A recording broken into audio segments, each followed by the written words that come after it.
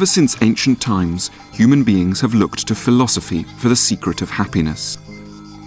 But few philosophers have come up with more suggestive or more relevant answers than one born on the Greek island of Samos, off the coast of modern Turkey, 341 years before the birth of Christ. His name was Epicurus. Very little about him has survived. All of his books have been lost across the centuries, leaving his philosophy of happiness to be reconstructed from just a few fragments. Epicurus believed that we could all find a way to be happy. The problem was, quite simply, that we were looking in the wrong place.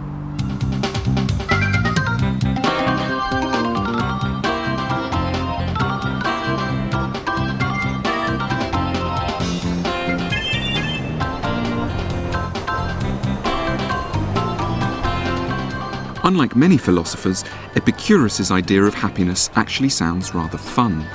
He didn't think we should feel guilty about wanting to have a pleasurable, enjoyable life, and promised that he could show us how to. Of course, you might wonder why you need a philosopher at all to teach you how to have a good time. We seem to think that the key to happiness is really pretty easy. It's all about having a lot of money. So we can come to places like this and go shopping. But before we reach for our wallets, Epicurus wanted us to stop and think. It's easy to imagine that money can solve everything, but can it? Epicurus was committed to a life of happiness. He liked sex, laughter, and beauty, but crucially spent his time pointing out that happiness is in fact rather a tricky issue. And a philosopher might help you to find it more easily than a credit card ever could. That Epicurus was in favour of pleasure at all shocked many of his ancient Greek contemporaries. His philosophy became synonymous with a lotus-eating lifestyle. To this day, people who love luxurious eating and drinking can sometimes be described as Epicurean. In fact, that's a complete misunderstanding.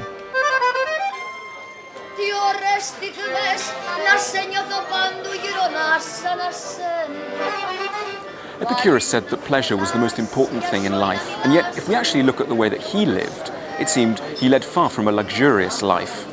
His house was very simple, his clothes were extremely basic, he always drank water rather than wine, he found fish much too expensive, and he was happy just eating meals with bread, vegetables, and a few olives. He once asked a friend, "Send me a pot of cheese so that I can have a feast whenever I like." These were the kinds of tastes of a man who described pleasure as the end of life.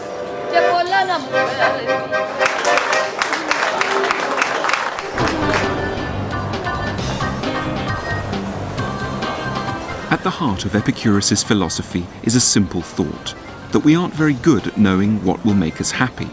Though we may feel powerfully drawn towards material things and be convinced that they are what we require to be happy, we're often wrong. What we want is not always what we need, and nothing shows that up more starkly than our impulse to go shopping. I like shopping. Most weeks it's just a couple of bags up to, I don't know, sometimes like 10, 12 bags coming out. I like designer names. Dolce & Gabbana stuff, Louise clothes, DKNY, and I love Gucci clothes as well. Stephen Perry is a hairdresser from Liverpool who spends all his spare time shopping. I suppose like I could resist, but usually I don't. Usually it's just like go in and shop anyway. Although when I go out buying all this stuff, it makes me happy. At the end of the month, when the credit card and the store card bills and the loan repayments come out and stuff like that, then that doesn't make me happy because I see how much is going out every month on debt. Nothing too dressy. Sports watch do, tag out. Yeah, the one with the square face behind. How many watches have you got? This one? Not really that many, it's probably about 10. You've only got 10 watches? Only 10. I've only got one. What's the one you're wearing now? Wearing a spoon watch at the minute. Because I like this just for general everyday. Because it's only like £99, so it's... That's £99. Stephen often gets into debt, and I couldn't help wondering if his desire to go shopping might be a bit out of control. That's the everyday watch. What's the fancy watch? the £1,000 tag watch. Oh my God, that's amazing. So what's the craziest thing you've bought in terms of like bad impulse buying? Pair of shorts.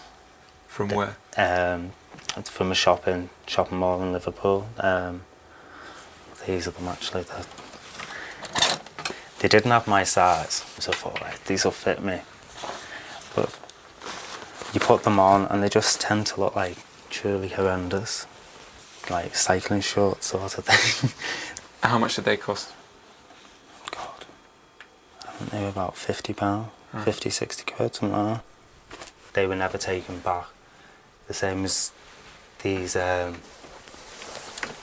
jeans. I mean, these have still got the labels on because you just got these home and they were like, didn't do miles too long, miles too big. I did mean to take them back, but I don't like taking things back. Yeah, fine, thanks. Would you ever get home and you think you're surrounded by shopping bags and you're thinking, God, it's all a bit, what am I going to do with all this? Yeah, I mean, especially like you come home and you've just got bags everywhere and you just, why have I spent all that? And then the credit card bill comes in at the end of the month and you think, oh, why did I spend all that sort of thing? In a way, we're all a bit like Stephen, people who shop too much. Epicurus thought he knew why. We don't understand what we really need, and so fall prey to manic substitute desires for huge numbers of ill-fitting trousers or countless pairs of shoes. But Epicurus declared that he had actually discovered what we did need, and luckily for anyone without much money, the ingredients of happiness come pretty cheap. And the first ingredient we need is friends. Epicurus took the idea of friendship very seriously, so seriously that he made an extremely radical innovation. When he came to Athens at 306 BC, at the age of 35, he bought a large house just outside the city of Athens, in this place here, which we called the Garden. Of course, at that time it was rather beautiful, a bit more beautiful than it is now, where it seems to be a taxi graveyard. What he did was that he bought this house and asked a group of friends to move in with him. The house was quite large, so there was room enough for everyone to have their own quarters at the same time as coming together for meals and conversations in the common rooms of the house. What Epicurus was doing was picking up on a rather common sense point, which is that friends are a major source of happiness.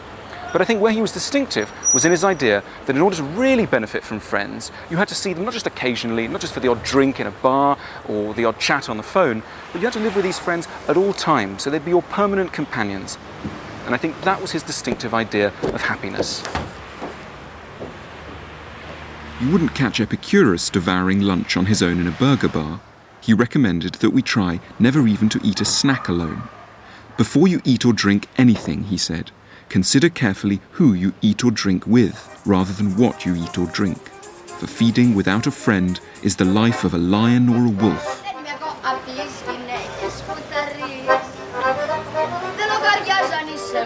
The second thing Epicurus thought we needed to be happy was freedom. And in order to achieve it, he and his friends decided to leave Athens altogether. For them, to be free meant to be financially independent, economically self-sufficient, not answerable to horrible bosses for their income. So they resolved to leave city life and its competitive and gossipy atmosphere behind them once and for all. So they left Athens and started what could best have been described as a commune. We must free ourselves from the prison of everyday life and politics, Epicurus wrote. And that's precisely what they did. The life was simple, but at least they enjoyed their freedom. They didn't mind if they looked shabby or didn't have as much money as other people, because they were self-sufficient and had gained their independence from what other people thought. There was, in the financial sense, nothing to prove. Epicurus believed there was a third ingredient necessary for happiness, and that was an analysed life, by which he meant a life in which we take time off to reflect on our worries, to analyse what is troubling us. Our anxieties quickly diminish if we give ourselves time to think them through. And to do that, we need to take a step back from the noisy distractions of the commercial world and to find time and space for quiet thinking about our lives. Of course, having loads of money has never made anyone unhappy, but I think the lovely idea in Epicurus is that if you're denied money for whatever reason, and yet you have his three goods, that is, you've got friends, you've got an analysed life, and you're self-sufficient, then you'll never be denied happiness. And conversely, if you've got loads of money, but you're lacking friends, you haven't got a self-sufficient life, you're not doing a lot of analysing, then you'll never be happy, according to Epicurus. So if we try and draw this relationship between happiness and money on a graph, imagine that on this side of the graph, you've got levels of happiness, happy you are, and then on this side, you've got levels of income. Now for Epicurus, so long as you've got enough money to provide you with the essentials of life, you can start to be happy fairly early on if you have his three goods. And you won't get any happier the more money you accumulate. Level of happiness stays pretty steady. However, if you've got loads of money and yet you haven't got any friends, you're not self-sufficient, you've got loads of anxieties, then your level of happiness is going to stay very flat. And I think that's a lovely and consoling idea for anyone who's either worried about the fact they may lose their money or is denied the chance to make any. But if the ingredients of happiness are so simple, why aren't more of us actually happy? Epicurus blamed advertising. As we've just seen, advertising can be enormously seductive. It tends to make us feel that there are all sorts of things missing from our lives. But Epicurus insisted that we only need three things to be happy: friends, freedom, and an analysed life. If he's right, why then do we want to shop so much? Epicurus's answer would be that the commercial world slyly associates the things it wants to sell us with the things it knows that we need. So for example, this might persuade us to buy Bacardi, but only by blurring the fact that it's really the friends we're looking for. This one tries to sell us perfume by naming it after the thing we're all really after: freedom. And this one flogs us whiskey by promising the calm resolution of our problems that only an analysed life could bring us. And it's this blurring of our desires that makes us so confused about what it is we want. What are the most important things that make you happy? The people around me. If they're happy, then I'm happy. And like if work's going good, then that makes me happy as well. But do you ever think, what if I threw all this away, threw all that away, all these jumpers, and just concentrated on getting the work right, getting the family and friends right, I would never have to go to the Trafford Centre again? Yeah, because if I shop to cheer myself up, Yeah. if I'm already happy, then I don't need to cheer myself up to Right. myself. At the minute, I'm fairly happy, so admittedly I'm not shopping quite as much as what I used to, but who's to say that next week something might happen and then I'll just have to give a shot.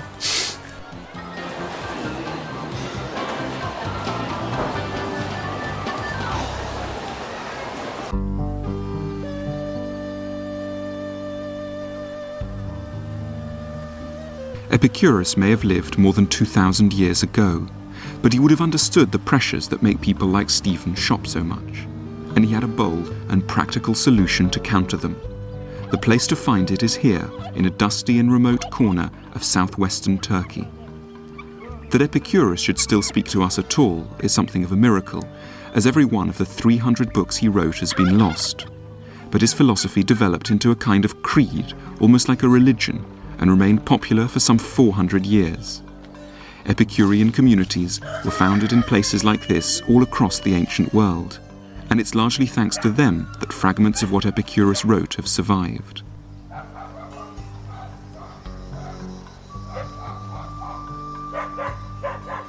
I've come with local archaeologist Mustafa Adak to see the ruins of the ancient town of Oynoanda. Oynoanda was once home to 25,000 people, a place with a lavish theatre, a busy marketplace or agora, and a huge aqueduct. It was also home to a follower of Epicurus's philosophy, one of the wealthiest citizens of the town, a man called Diogenes of Oynoanda.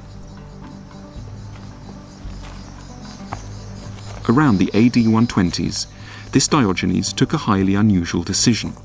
He paid for an enormous wall to be put up, as part of a giant structure known as a stoa, on which he had inscribed Epicurus's entire philosophy of happiness, so that all the citizens of his town could learn and be inspired by it. So where are we walking now?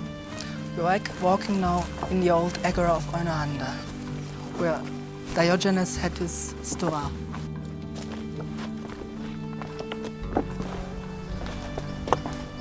What we're seeing now is there's these bits of the wall. The stoa was broken up by earthquake, most probably, and there are more than 200 fragments of the inscription. This is one of the fragments. This is the beginning of the inscription. And this is where Diogenes tries to explain why he put up the wall in the first place. Yes, he's saying that if there were one or two persons who are lost, he could educate them personally. But Right. there are many people, so he decided to put up the stone. Right. So if there were just one or two people who didn't know how to be happy, he'd go and talk to them. But because there are so many, the best way to help them is to actually put up a wall in the middle of the town. That's right. Right. That's the explanation he gives here in this fragment. What a lovely thing to do. So Diogenes was acting on a crucial idea in Epicurus, that in order to live wisely, it isn't enough just to read a philosophical argument once or twice. We need constant reminders of it, or we'll forget. When we're encouraged to go shopping by bright lights and inviting displays, we're quickly liable to lose sight of our true desires. Only agriculture. So we have to counteract the influence of advertising by creating advertisements which say what we really do need. And that's why Diogenes put up his wall. Inscriptions, and I think they collapsed. The stoa collapsed then. What is this here? This is another very fascinating fragment. The massive limestone wall originally stood right next to the marketplace of the town. Inhabitants shopping in the boutiques of Oinoanda were warned to expect little happiness from the activity. Hedone, happiness. Luxurious food and drinks, says one fragment, in no way protect you from harm. 200 stones. They are spread around. Wealth beyond what is natural is no more use than an overflowing container. Most of the inscriptions. Real value is generated not by theatres and baths and perfumes and ointments, but by philosophy. The doctrines of Epicurus. The wall may have crumbled into ruin, but movingly, the ideas inscribed on it retain their life and their relevance.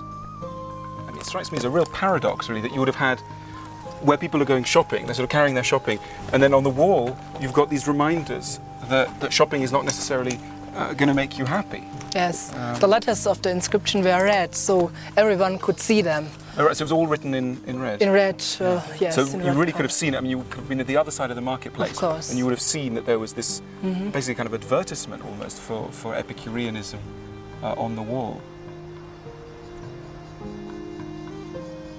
It must have been a beautiful spot. I mean, to have not only philosophy enlightening you, but also a fantastic view onto the surrounding countryside. Yes. I can imagine it would have been easy to be wise. Not easy, but easier to be wise here. I would have done less shopping if I had this wall and this surrounding. It's a pity they didn't do it more, and that they don't do it today. I think it's a lovely idea. Yes. Wall philosophy. Steve, who's creative, is going to take you. If Epicurus and his followers had been alive today, they wouldn't have been sniffy about advertising. They would have enlisted it for their own ends, and for the same reason that Diogenes built his wall, to counter the constant inducements to go shopping, with some equally visible inducements to live philosophically. The first ideas were basically just kind of dry and ironic kind of statements like shop your blues away. Right. I've come to the kind of place where Epicureans might have turned, the offices of the advertising agency St. Luke's, to get ideas for creating some modern public reminders of how to live wisely. The first idea their creative team came up with was a sarcastic campaign satirising the materialistic messages of most ads. Yeah. It is really powerful, and certainly in production terms it takes a number of difficult... It's very, very cheap. And then even a bit more challenging, be happy with shopping, TV and a yearly holiday. Right, I love that. That really does sum it all up, doesn't it? Yeah. And then finally just culminated, I think, in this thought, which I thought was the strongest, which was fill that void in your life with a product. Yeah, and you'd have sort of shops advertising, shops selling these kind of products, and then this kind of stark reminder that perhaps it's not really going to fill any void. That's brilliant. What else did you find? Probably the most obvious idea was to just take kind of luxury items and goods and just somehow kind of undermine them or show them for being kind of, you know, a bit shallow or a bit kind of, you know, empty inside. Kind of the best example of that, I thought, was something like this, just taking, you know, a lovely image of a beautiful house and kind of just using the language of kind of advertising, the caveats, kind of batteries not included, and just changing it to happiness not included. Right, no, I really like that.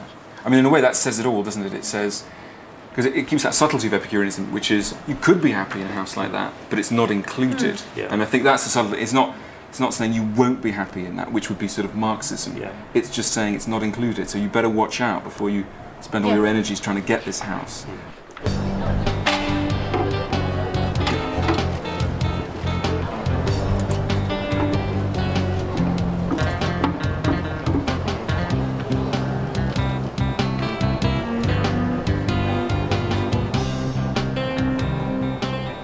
Unfortunately, philosophers have rarely had much money for advertising campaigns.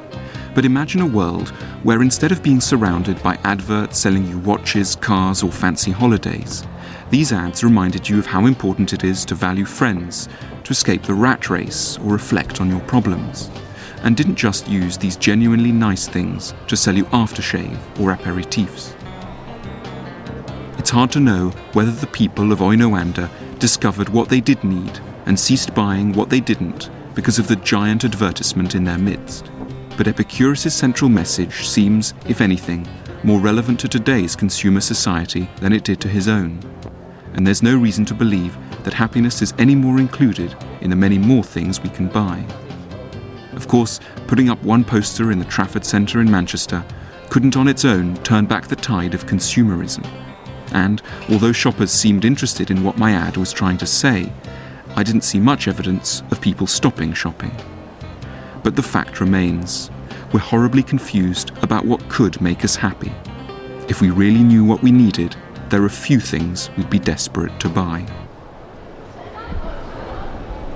Epicurus makes us think very carefully about the merits of our own society. Of course, these societies are enormously wealthy. We can buy almost anything we want in a place like this, full of colourful shops selling wonderfully well-produced goods. And yet, what Epicurus wants us to think is, do places like this really provide us with the key ingredients of happiness? And he thought, and I think he was right, that they don't. Happiness may be difficult to attain, Epicurus admitted that, but he insisted that the obstacles are not primarily financial.